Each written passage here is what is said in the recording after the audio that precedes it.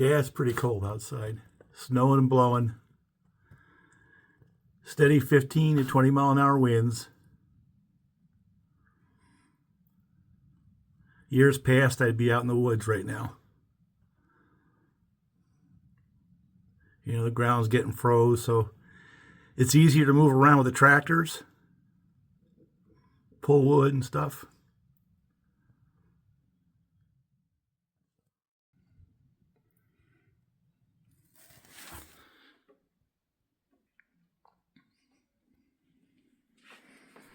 So maybe I'll turn this on and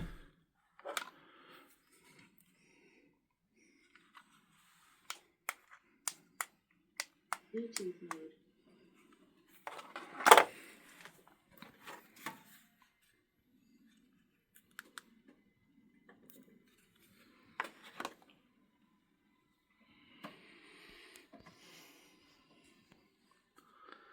You know, see what I have on the shop bench for a project. I think I have a couple of projects. If not here, out in the saw shop, one. And certainly be easier to work on something like this on a day where it's snowing and blowing than being out there in the weather.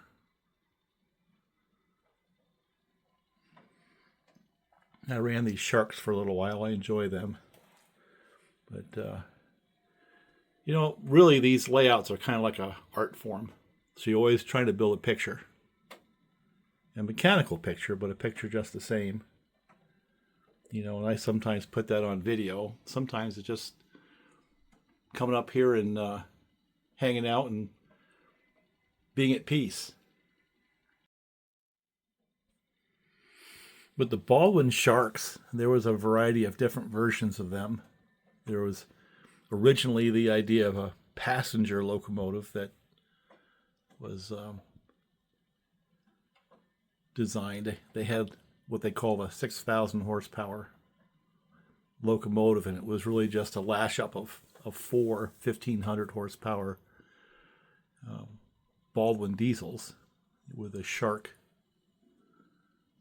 nose design. And from what I understand, they were only reasonably successful as high-speed passenger locomotives. The Baldwin design was, and most of them were relegated to freight service. And then these, I guess I call them the RF-16s.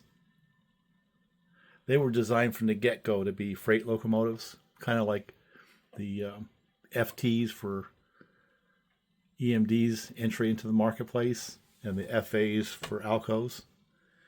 And they all had, you know, roughly that 1,500 horsepower configuration as first-generation diesels. But they didn't make it, you know. Baldwin didn't make it.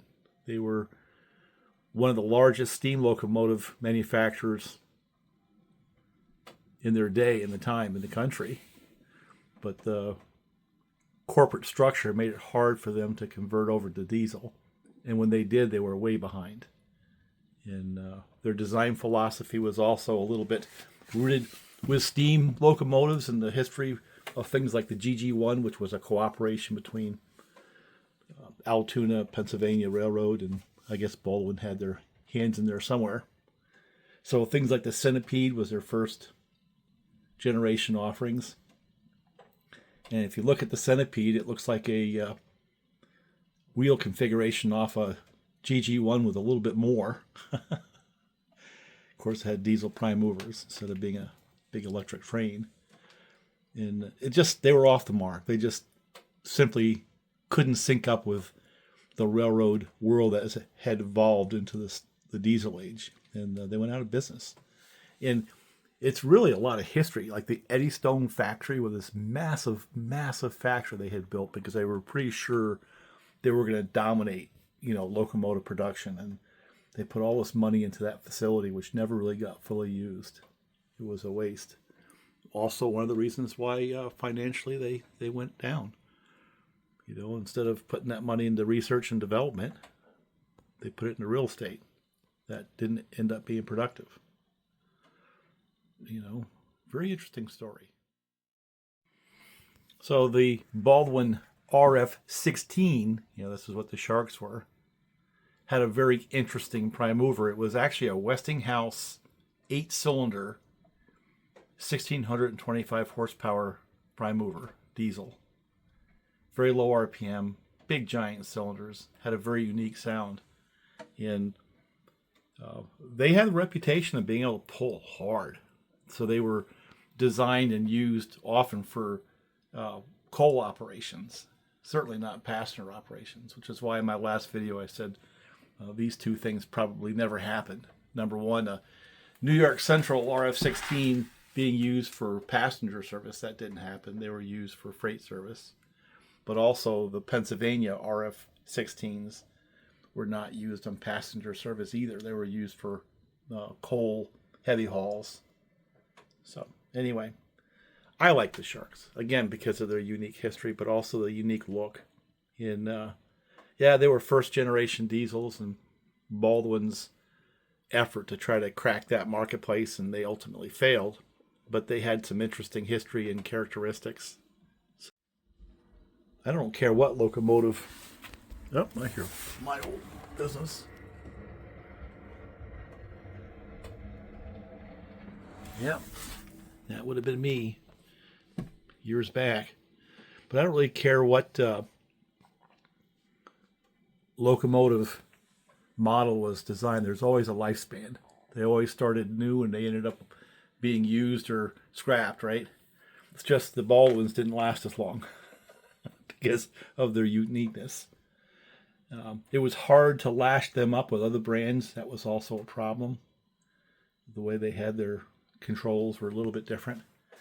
And of course, the numbers of EMD two-strokes that were out there, and also the parts interchangeability between the different models, were things that quickly pushed these oddballs to the side and let EMD take over the marketplace.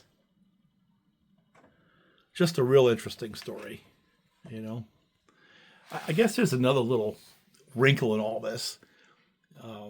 Time frames. And when we think about the heyday of steam in the United States, you think from like the 1900s to the 1950s. That's 50 years. There was a lot of technology and a lot of development over that period of time. Everything from the rolling stock to the locomotives themselves in just 50 years, right? And these locomotives, they came out in the 40s and they were done before the 60s. They might have had a 10-year lifespan. In railroad time, that's actually not bad at that point in time when you think about the steam locomotives that were built. I mean, some of the last of the Pennsylvania steam locomotives didn't even make 5 years before they were put out of service by diesels. And then you have the EMDs, Some of those things have lasted 50 plus years, like the GP40 and the GP40-2s.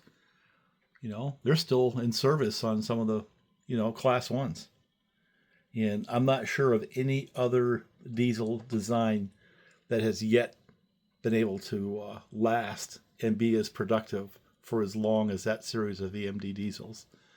And I would say that's the 645s more than the 710s. And certainly more than the 567s. Of course, GP 7s and 9s. There's GP9 still out there, I'm sure, in some of the switchers.